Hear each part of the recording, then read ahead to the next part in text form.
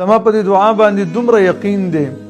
ان شاء الله چې کله په ماشوم دم کړی شي رب العالمین ولا ضرور شفا ورکړي. هغه ماشوم چې هر ټیم جاړي او زیل کوي یا هغه ماشوم چې اکثر بیماری او هغه ماشوم چې ډیر زیات د نظر کیږي د داسې ګلونو ماشومانو د پاره هغه نبی چې د خپل امت سره ډیره زیاته مینه لري یو بهترینه دعا او علاج ښودلی دی.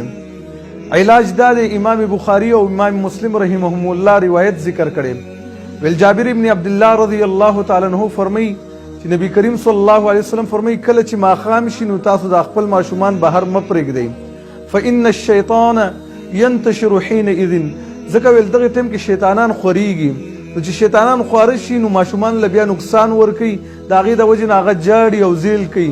یا کله شیطان په ماشوم باندې کینی نو هغه راګزار او دعا دا ده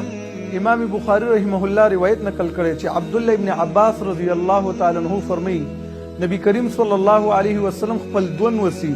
حسن او حسین رضی الله عنهما په دغه دعا باندې بيدمول اعوذ بکلمات الله التامه من كل شیطان وهامه ومن كل عین لامه او دا بیا ورته فرمایل چې ستاسو پلار چې ابراهیم علیه السلام دی هغه خپل دواړه زامن اسماعیل علیه السلام او اسحاق علیه السلام په دغه دعا باندې دمول نو کوم ماشومان چې جاړي یا د نظر کیږي یا هر ټیم بیمارانی د هغې په سر باندې لاس ایږدئ او بیا دغه دعا وایئ خاص کر سار او ماښام کله چې تاسو په دغه طریقه باندې عمل کول انشاءالله الله سبحانه وتعالی به ستاسو ګلونه ماشومان د بیمارۍ نه د بد نظر نه او د زیل نه محفوظ کوي.